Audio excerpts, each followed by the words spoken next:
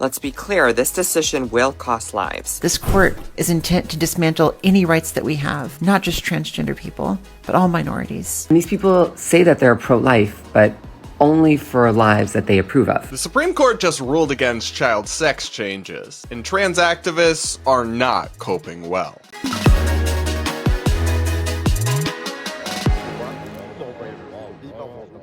We're going to break this down, plus so much more, on today's episode of the Barad vs. Everyone podcast, my daily show where we take on the craziest ideas from across the internet, our media, and our politics, all from an independent perspective. Up first, like I mentioned, we're going to talk about the huge U.S. Supreme Court case that was just handed down, where a 6-3 majority, comprised of the conservative majority in the Supreme Court, ruled in favor of red states that have restricted or banned gender transition treatments for minors, aka child sex changes like puberty blockers and hormone therapy, and ruled against the ACLU and a number of plaintiffs who argued that those were unconstitutional violations of the Equal Protection Clause. And guys, while I certainly agree with this ruling, some people in the LGBT movement, particularly trans activists, are absolutely losing it over this. First, here's some reporting from CNN that's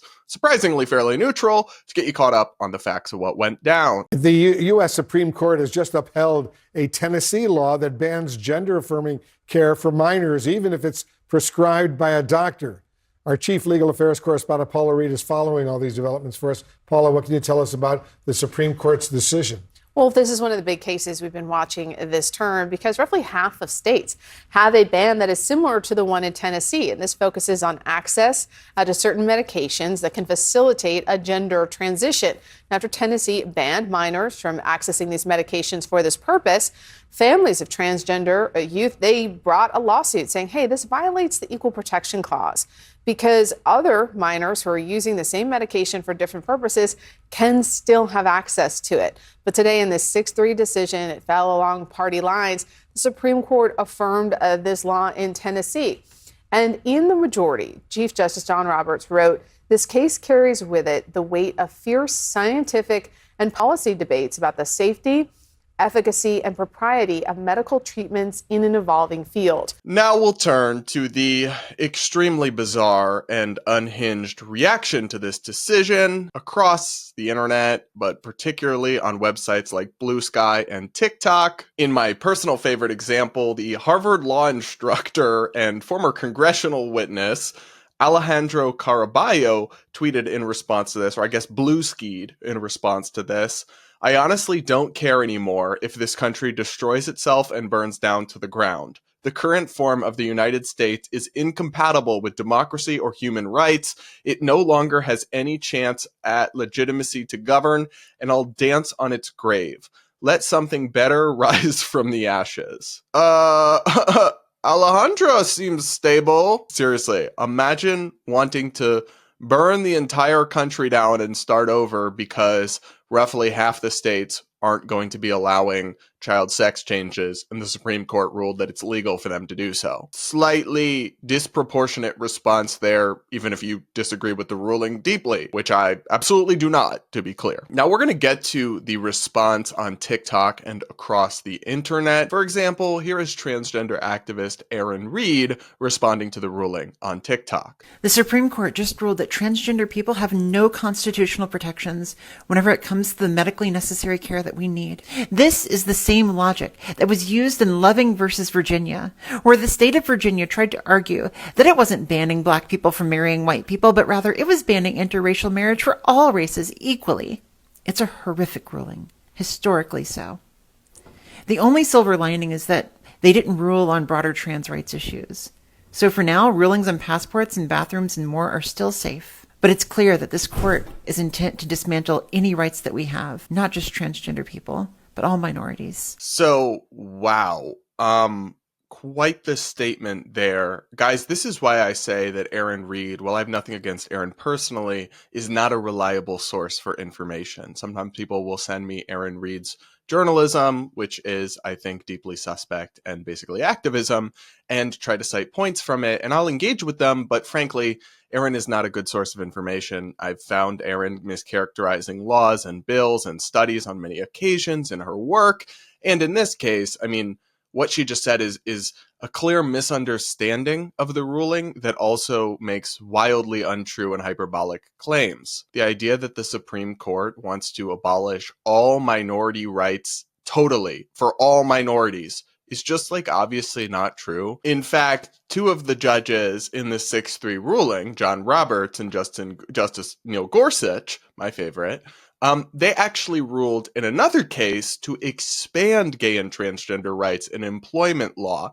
So they are not, committed to abolishing all rights. They just upheld this particular case involving state laws banning children from receiving medical sex changes as legal and proper. The claim that they want to abolish all minority rights at all just shows that maybe you're letting your emotion get to you, I don't know, but you're not analyzing things objectively or factually whatsoever. What the Supreme Court actually ruled was not that trans people are entitled to no constitutional protections at all or anything like that, but that these laws, which restrict or ban puberty blockers and hormones from being prescribed to minors for the purposes of treating gender dysphoria, a mental condition, well, what they said was that these laws discriminate along two lines.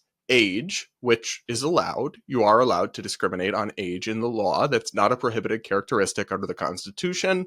And the second one is discriminating between a diagnosis. So these treatments are allowed in some cases for some purposes, but not in other cases for other purposes. So, for example, it is legal under these laws to prescribe somebody puberty blockers if they have precocious puberty, a medical condition where puberty starts for them a few years too early. They want to pause it and then let them go through their birth sex puberty a few years later when, the rest of their peer group does and not prematurely. That's still allowed, but prescribing puberty blockers for the purposes of treating gender dysphoria, a mental condition, is not allowed. So it's a very basic aspect of regulating medicine that a treatment can be legal to treat one thing and not legal to treat another thing. And in this case, it's not discriminating against people on the basis of sex, which is what the ACLU argued, because a person, regardless of their sex, can't get these treatments for gender dysphoria, so they can't get them to treat this particular mental condition, but they can get them if they have precocious puberty or another one of these physical conditions.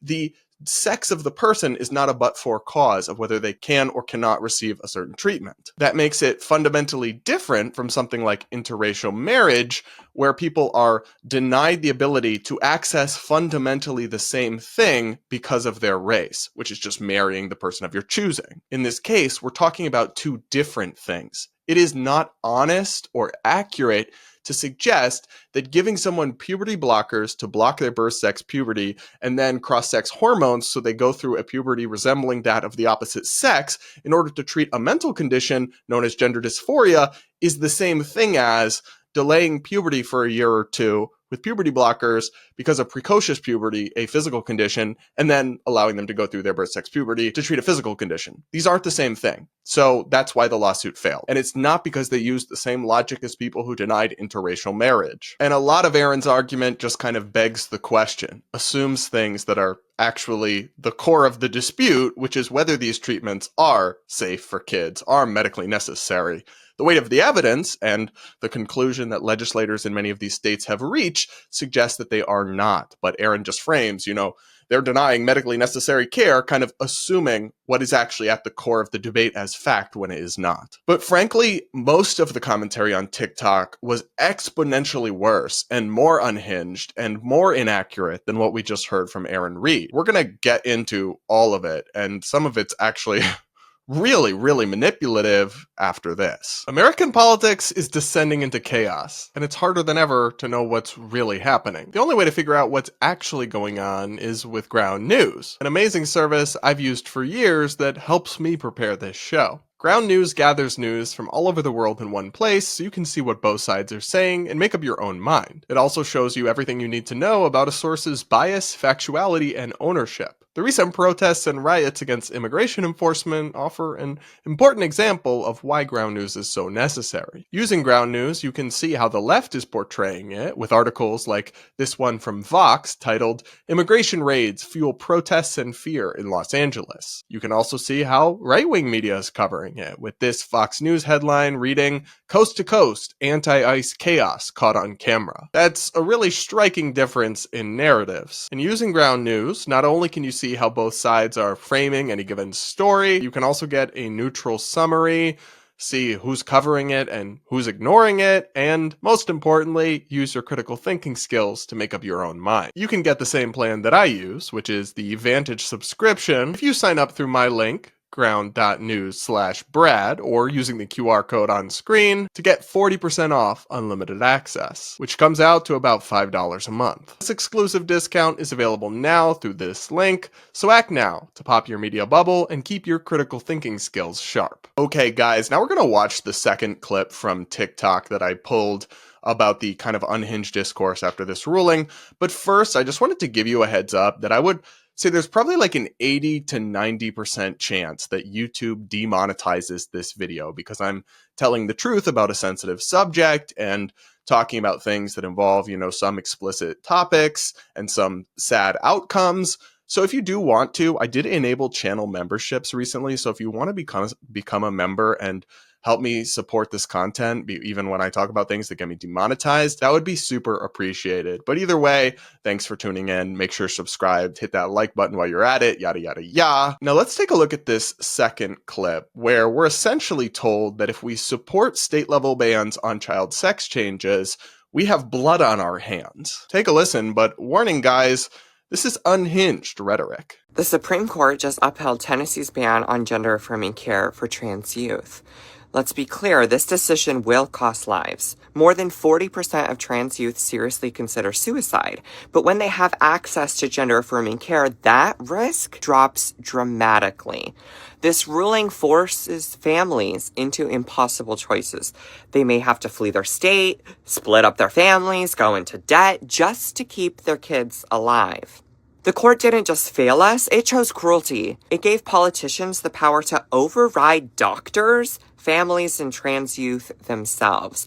It betrayed every child who needed protection, and it turned its back when it mattered the most. And these people say that they're pro-life, but only for lives that they approve of. I'm living proof that it is vital that trans kids have access to this care. It saves their lives. It saved my life. This moment that we're in, it's dangerous. These policies do not protect trans kids. They hurt them. They hurt all of us. They're fueling real-world violence, especially against trans women of color. Wow. The random aside at the end, I mean, this stuff is really serious, so I don't want to laugh, but it almost cracks me up. Like, we are somehow to blame for alleged acts of violence against trans women of color if we oppose child sex changes. No, that's not true. You can't invoke random, statistically dubious claims about violence as a way of shutting down debate on a totally unrelated issue. We, of course, condemn violence, and almost any advocate of these bans or restrictions would condemn violence against trans women of color. So that's just like a random guilt by association attempt to distract or emotionally manipulate us, which is unfortunately the broader rhetorical strategy here. And you saw this rhetoric echoed, by the way, in statements of "this will cost trans lives," in statements from many, many, many Democratic senators and members of Congress after this ruling. There's just one problem. It's not true. It's based on a lie, a false premise, and it's a bit of emotional demagoguery that's being used to basically smear and scare people into shutting up and going along with experimental and I think unethical medical treatments being given to minors. So I'm going to get into the weeds a little bit on this, but to be clear, this is a very common argument and talking point that if you don't allow transgender identifying youth or gender confused youth to access puberty blockers and hormone therapy, that they will kill themselves. And so if you oppose that, you have blood on your hands because you're taking away medications that reduce suicide and you are trapping people in this state where more of them will kill themselves. That has explicitly been the argument. Many a doctor has told, and this is even captured in a recent New York Times podcast called The Protocol, many a trans activist doctor has told parents, would you rather have a dead son or a living daughter, or vice versa? And it's a very compelling, that's why I have sympathy for parents in this situation. It's a very emotionally compelling argument. Of course, nobody, I don't care if you're trans or not trans, I don't want anyone to take that tragic and horrible decision to end your own life. I want you to get help. I want to personally help you. I've struggled seriously with mental health in the past. So my heart breaks for these people. And of course we want what's best for them. So I bristle at this notion that like, oh, if we disagree with this, we have blood on our hands, we're going to cause suicides, because it is literally factually not true. And I'm going to explain that. As the science reporter Benjamin Ryan explained on X, only one study has ever directly assessed whether prescribing cross-sex hormones to youth with gender dysphoria is associated with a statistically significant independent difference in the suicide death rate among them. This study found no such association. Therefore, claims such as those that denying such treatment to minors will lead to suicide are not evidence-based. In the same way, the UK's extraordinarily comprehensive Cass review by Dr. Hilary Cass, reviewing the evidence and research into this subject, concluded that it has been suggested that hormone treatment reduces the elevated risk of death by suicide in this population, but the evidence found did not support this conclusion. In fact, this claim that this medication reduces suicide, so if you restrict access to it, you are causing more suicides, is so untrue. It is so factually baseless that even the ACLU's lead attorney, Chase Strangio, who is a radical trans activist, admitted during the oral arguments that there's not actually factual support for that claim. Take a listen to this clip directly from the exchange that Chase Strangio had with Supreme Court Justice Samuel Alito. Do you maintain that the procedures and medications in question reduce the risk of suicide?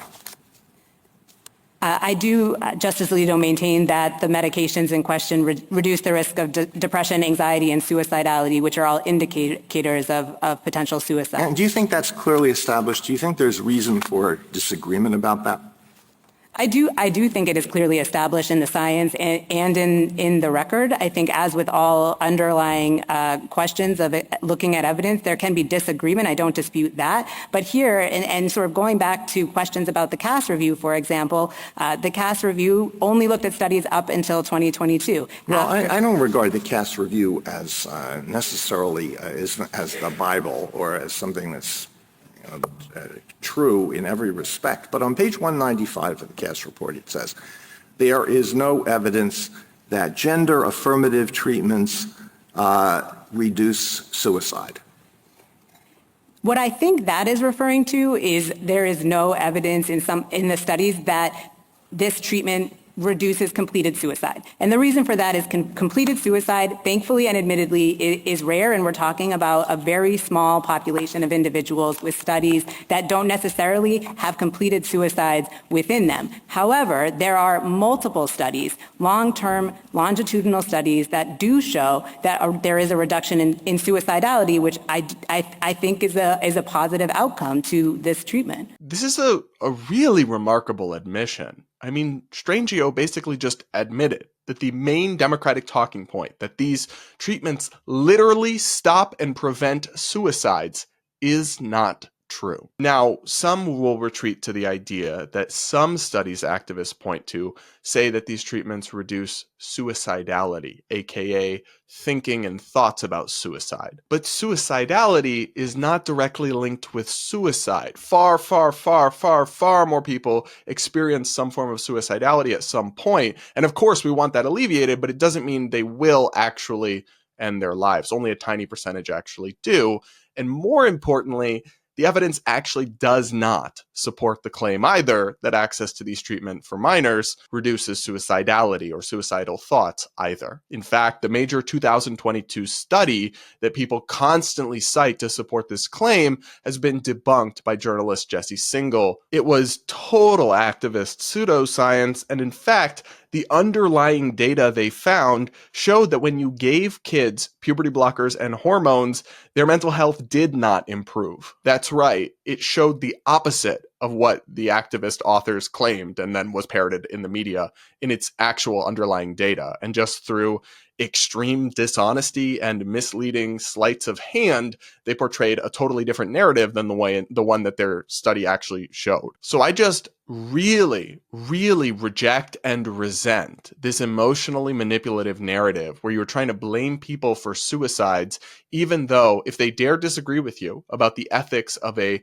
experimental form of medicine on children, but the propaganda has worked on this one. It really has. The message has been internalized and they just keep repeating this over and over and over again, even though there's no factual basis to it. I will not fall for that emotional manipulation and gaslighting. Now, I do want to play one more clip from TikTok that I thought was interesting, if not particularly eloquent. Take a listen to this. I don't think you guys realize how insane the whole Skrmetti Supreme Court situation actually is. They might not even stop at minors because, okay, people keep saying it's like, oh, it's minors. Like, it's minors that are just going to be affected. It's literally just children. They're not going to stop at kids, babe. They're not going to stop at kids. I'm sorry. They're not going to stop at kids. They're not going to stop at kids. There's no, like, you really think they're going to stop at just children. You're out of your goddamn mind. So this TikTok actually raises, I think, a very interesting point, and others have raised the alarm about this as well.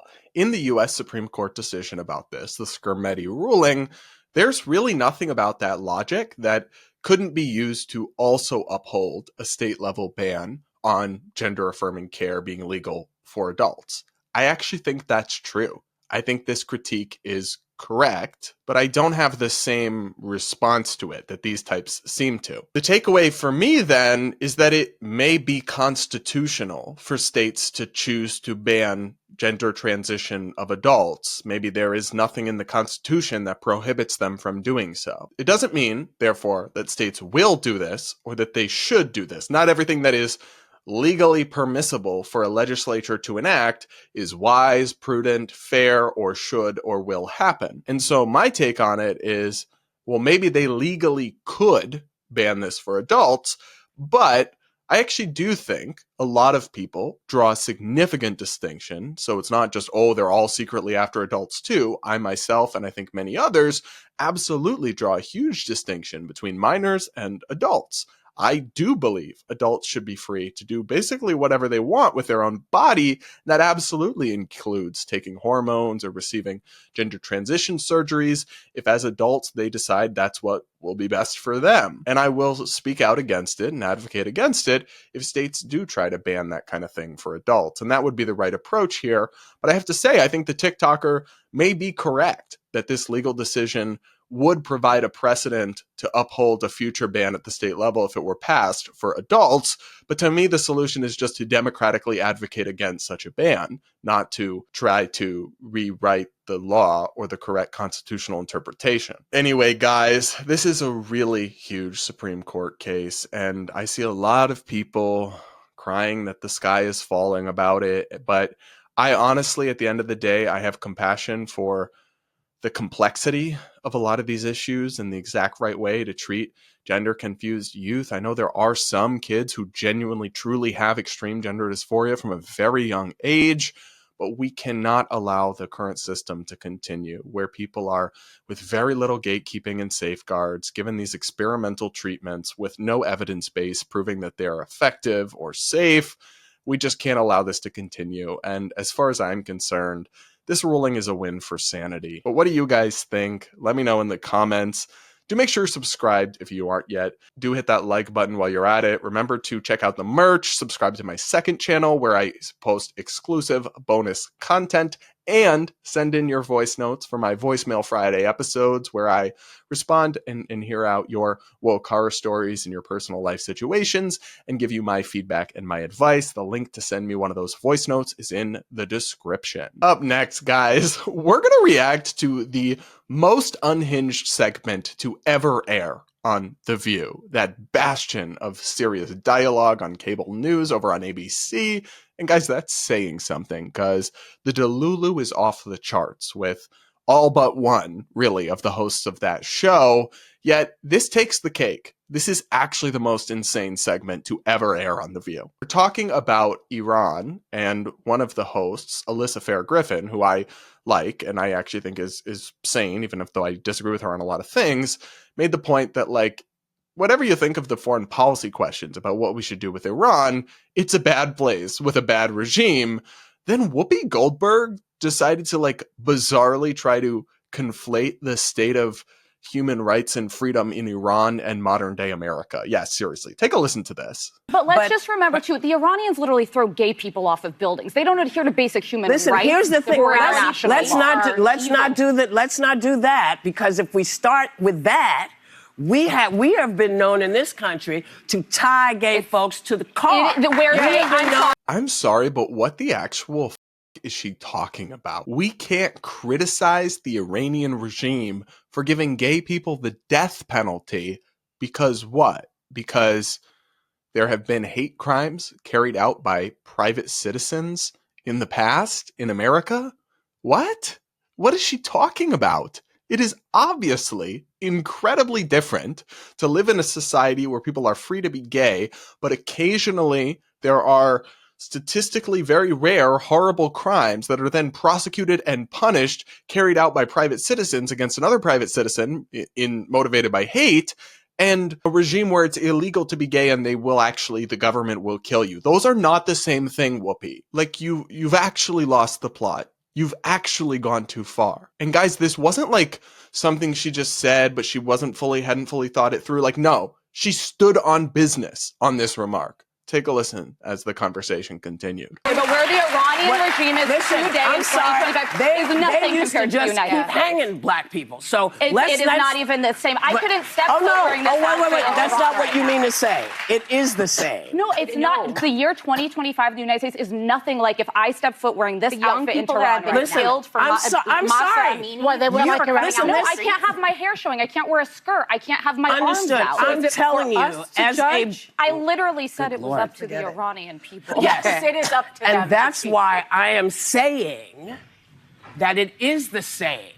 Murdering someone for their difference is not good, whoever does it. It's not good. So that's why I said you weren't saying what I heard was not what you meant. I think it's very different to live in the United States in 2025 than it is to live in Iran. Not if you're black. Not for everybody. Not if you're black. Guys, don't go to... I love the live studio audience of The View clapping at that. Like, oh my God, go off, Queen, when she just said the craziest thing I've ever heard in my life, low-key. What? It is the same to be a black person in modern America or to be a woman living under oppressive Sharia law in Iran? What are you talking about, Whoopi? Are you crazy? Like, I'm not even saying it's perfect for black people in America or anything. They may face serious challenges, and it's still nowhere near like the dystopian, repressive, theocratic regime of Iran. And she's saying, like, it's the same. We kill people for being different, and they kill people for being different. What are you talking about? The United States government doesn't kill people for being different. The Iranian government does. The United States government, and I'm a huge critic of our government to be clear, but it doesn't lock people up because of them violating the official state religion or mandates about how they have to cover themselves and dress certain ways in public. The Iranian regime does. Like, it's not a hot take, no matter where you fall politically, that modern day America is freer than modern day Iran. It's just a fact. And you sound crazy. I want to play this clip of Guy Benson criticizing this on Fox because I think he made some pretty good points. Well, I call that show a daily nationally televised insane asylum for a reason. It's hard to overstate the moral idiocy of what we just heard there from Whoopi Goldberg in particular. So Alyssa Farah is making the point correctly about how people are subjugated brutally by the Iranian regime. And Whoopi's like, oh, well, look at what we do here in the U.S. There are hate crimes here. Our government prosecutes hate crimes. They don't commit them as a matter of course. For her to say, oh, well, if you're black in the United States in 2025, it's basically the same as being a dissident or anyone in Iran, that is deeply, deeply ignorant. Whoopi Goldberg, as a black woman, is one of the most fabulously wealthy people in the world. She gets up every morning, she rolls in to do an hour of poorly informed television, she collects a handsome paycheck, and she goes and lives her life however the heck she wants. Sounds pretty great. Compare that to the people who are slaughtered in the streets or imprisoned for years, beaten or executed for what they think or who they are in Iran. To make that comparison is disgraceful, but unfortunately it is par for the course on that program. But of course, you know, people like me, people like Alyssa Farah Griffin, we just don't get it, you see, because we're white or something. Take a listen to this final bit of the clip. Let me tell you about being in this country. This is the greatest country in the world. But yeah, I know that. And we all know that. But every day we are worried. Do we have to be worried about our kids? Are our kids going to get shot because they're running through somebody's neighborhood? They are not big deals, and I don't mean to say they're not big deals to you, because that's not women, what I meant. And they are not doing well there either. They are not doing well in Iran. They are not educated. They cannot have property. They cannot leave them. I'm talking about here. Nobody wants to diminish the very real problems we have in this country. That is no one's intent. But I think it's important we remember there are places much darker than this country and people who deserve rights. Not everybody feels that way. Not everybody feels that way. Listen, I'm sorry. You know, when you think about the fact that we got the vote in 1965. Okay, they don't have free and fair elections in Iran. It's not even the same universe.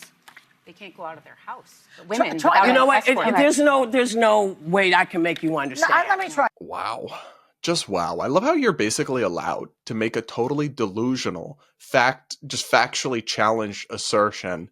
And then when the other person calmly explains to you how absurd it is, you can just say to them, well, you're wrong because you're white, so you just don't get it. That's not an argument. It's literally just anti-logic. And it's low-key racist. I mean, Alyssa would not be allowed to say the same thing in reverse and keep her job, if we're being so for real. Anyway, I just find it insane how people make millions of dollars to do this, to provide this level of political commentary to Americans that is actively making people dumber. It's astonishing to me that American media has fallen this far. But at least new media is better, right? Like the YouTube shows and all that. Just kidding. Because next, we're going to talk about an absolutely unhinged moment that happened with Ana Kasparian and a male guest who came on the Her Take podcast, which is a new show from Valuetainment that is supposed to be kind of like The View, but a actual ideological diversity of women. So you have Republicans, you have a left-wing woman in Ana Kasparian. It's kind of interesting. It's hosted by Jillian Michaels, who I like. I don't agree with her on a lot of things, but I think she's interesting and a good host.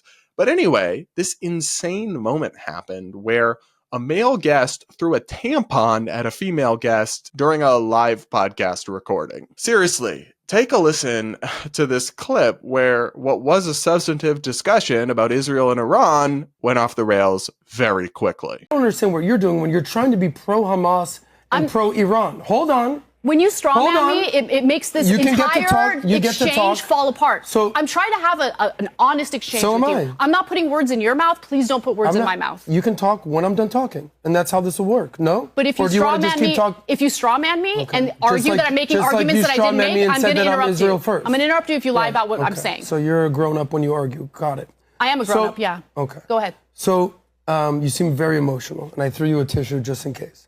I also have a tampon in case you need a tampon. Adam, she's gonna beat the shit out of you. That's fine. Adam, it's a tampon just in case you start crying. Listen, I'm not deterred by your ridiculous juvenile attacks. Let's have an argument about the actual facts. Israel is fighting terrorists around the world.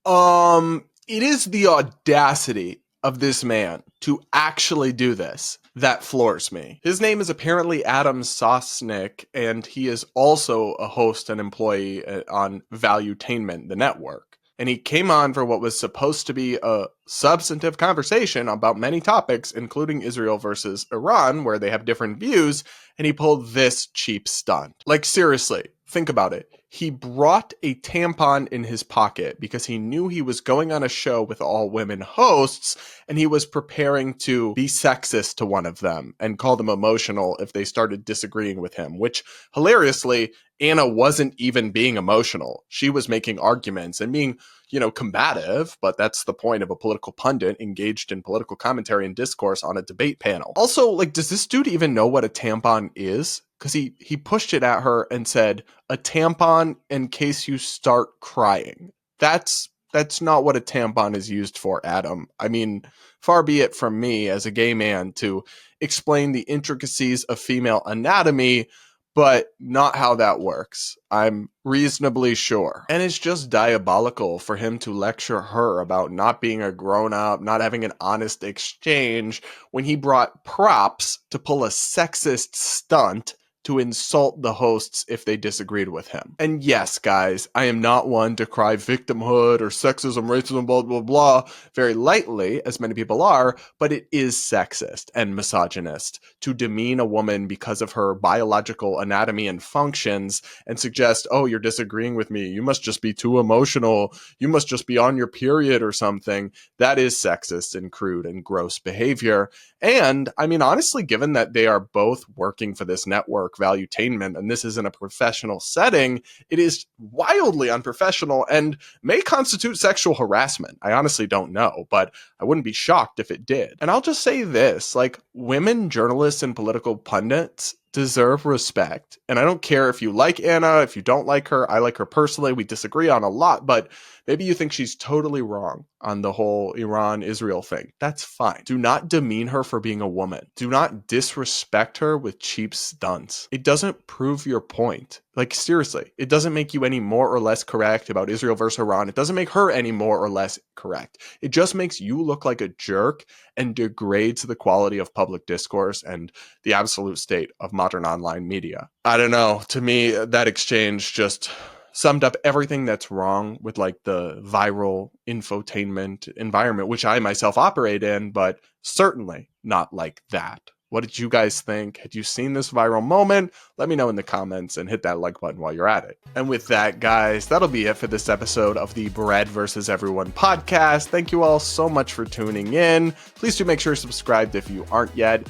Do check out the merch. Do subscribe to my second channel. Do send in your voicemails for Voicemail Fridays. Thanks to Ground News for sponsoring this video. And with that, we'll talk again real soon.